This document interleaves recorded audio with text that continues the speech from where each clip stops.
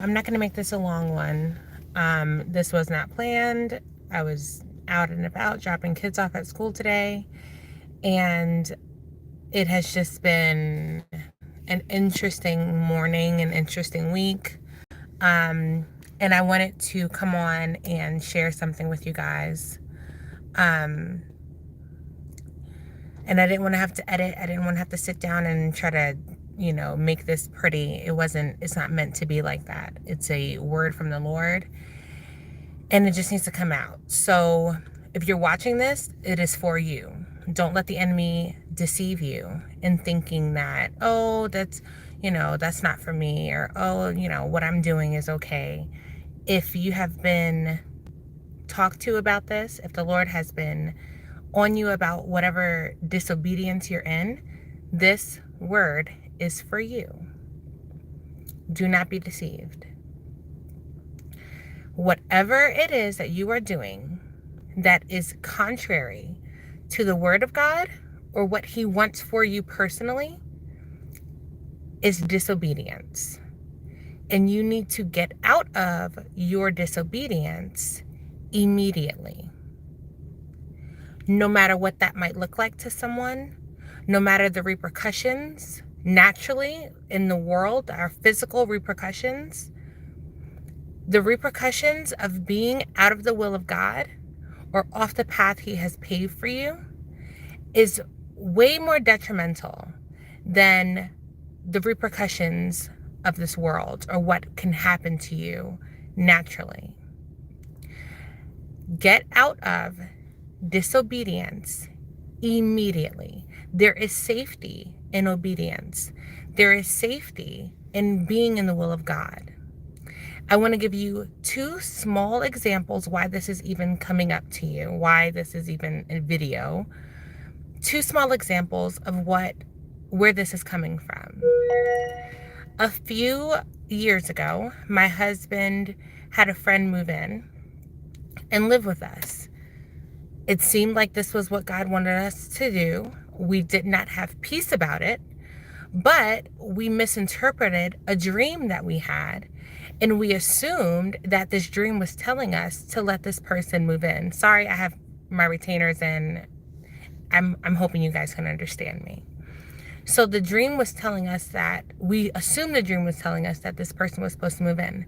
They move in. We didn't have peace beforehand. We didn't have peace during. And up until maybe months of him being in our house, we realized, oh my gosh, we were completely off, Lord. You never wanted this person to move in. Not that they were bad, not that we were bad. It just was not the will of God. We were completely off. So I went to the Lord, my husband and I went to the Lord and said, okay, what do we do? You have already showed us that we were out of obedience. We were out of the will of God. We were not doing what you wanted us to do. We were doing something out of the kindness of our hearts, but it was not what you wanted. So what do we do? And immediately he said, reverse what you did. And so to me, I'm like, but we already committed. We already said that he can stay here. And the Lord was like, Fagin, you have to learn how to be led by the Spirit of God. And that was such a rebuke to me, because I know what he was saying. What he was saying is, you were not led to have this person move in. And then now that I'm telling you to tell the person to leave, you're still not being led. You're being led by your emotions. You're being led by what seems right. And I was like, okay. I said, okay, fine. This is what we'll do. My husband completely agreed. We were in complete agreement. And my husband was the one that was like, no, if the Lord is saying that they have to go, they have to go. So we gave them like the end of that month to leave. And we felt complete peace. The person was not happy about it, but we felt complete peace. We knew that them leaving was literally getting us back on track. And when that happened, that's exactly what happened. Our lives were back on track. That's the first example. The second example was very recent, literally last night. The Lord has called me to minister full time. He has called me to be a business owner of multiple things that I've started and my husband and I have started. And he's also called me to write a book, right? And I've explained this before in another video, an old video of mine. I've bucked at all of things, meaning I have come up against it, giving him reasons why I can't do each and every one of those things he's called me to do. Besides being a mother and a wife, of course. All the things that he's called me to do, I have been resistant. More recently, I decided to get a part-time job. A job I can do from home, a job I only do in the mornings, a job I can only do like Monday through Wednesday. It just made sense for my lifestyle. Why not? Extra money, let's do it. I did it. I got the job, didn't have peace about it. I started the job, didn't have peace about it. I'm on like day 7 of the job, no peace. My kids get sick. Like so many different things started happening that kind of showed me like, wow, I don't have the energy or time available for this job. The job wasn't daunting. It was an easy job, but my lifestyle was like, it didn't fit my lifestyle as much as I thought it would. Last night, a pastor friend of mine, a wonderful, beautiful, lovely man that my husband and I have just learned to have grown to love, and he's just been such an inspiration and motivation, and he has just edified us in so many different ways. Beautiful spirit. He called us and he just said, you guys were on our hearts, and he ministered to us. Didn't even know he was just talking to us, asking us how our lives have been, and if we need anything, any help, any wisdom. And when we got off the phone, revelation dropped like a bomb in our bedroom, and we were just sitting there, and I realized that all the things that the Lord has called us to do, me particularly, I have been resisting. And this job was a hindrance, and I needed to make it right. I needed to leave this position. And I had a meeting this morning. I was supposed to be going out to this meeting at 9:30. And I'm like, Lord, okay, what do I do? And he said, you quit the job. If you're not meant to be on the job, why do you stay on the job if you know that you're not meant to be there?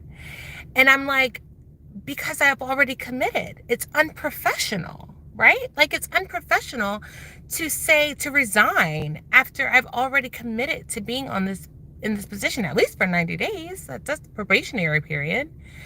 And he said, Fagan, you do not worry about the repercussions or the thoughts or the judgments of this world when I am calling you to do something. When I've told you to leave this person, when I've told you to leave this job, when I told you to move here, you are to be obedient in all you do.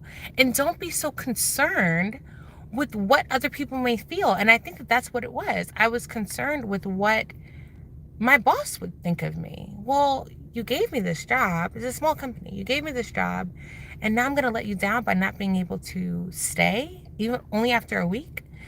And I got over that really quickly because the Lord reminded me of the situation with the roommate, the guy who moved in. And I said, okay, Lord, I know better than to think that me staying in disobedience is good for anyone. It's not good for me. It's not good for the job, because they've hired somebody who was not meant to be in the position. So what does that say for the company? What does that do to the company? The company might really suffer. Even though I was a good employee, everybody's out of alignment. And so I made it right. I sent an email immediately. It was 11 o'clock at night last night. And I sent an email resigning and apologizing and making sure that it made it very clear that this was not something that was planned. I really thought that I would be staying here for a while, but that was not the will of God for my life. It wasn't what I needed to be and do in this season of my life. I need to commit to the things of God, the things that He's called me to do. And there is no success, no prosperity, no good that will come out of being out of the will of God. No part-time job money can do what doing what God has called me to do can do. And so I wanted to come on, and it was like, I'm driving back to go home from dropping off the kids, and the Lord was like, Fagan, you are not the only one that is dealing with this. There are so many of my sisters and brothers, you guys are dealing with these things. You guys are finding yourself in disobedience and not really knowing how to fix it. Well, the answer to fixing it is to fix it, reverse what you've done, get back on the path that God has called you to be on. Do not worry about what people are going to think of you. Do not worry about the repercussions of this world. Being out of the will of God, the repercussions are way more detrimental. So I don't mind being transparent. I don't mind And, you know, people have their own thoughts and own judgments. That's fine. I know what the Spirit of the Lord is telling me. And the scripture says those who are children of God are led by the Spirit of God. And so I declare that I will always be led by God because I am his child. And I pray that for you guys. I pray that you guys receive this message. I pray that whatever disobedience you might find you're in, if it's a relationship, if it's out of alignment, whatever it is, if you're supposed to be going to school for something, if you're in school and not supposed to be in school, there's so many people who have pursued these endeavors and that are not meant to do that. You're not purposed for that, but you're doing it because everybody expects you to do it. Get out of obedience. Get out of disobedience immediately. There is no grace period for disobedience. The more you stay out of the path that God has for you, is the more you're deceived. The more you're deceived. Do not stay off the path. When you realize that you're on the wrong path, get on the right one. It is really that simple. So that's all. I love you guys. Love you guys so much. I'll see you guys in the next video. You guys take care of yourselves. Bye.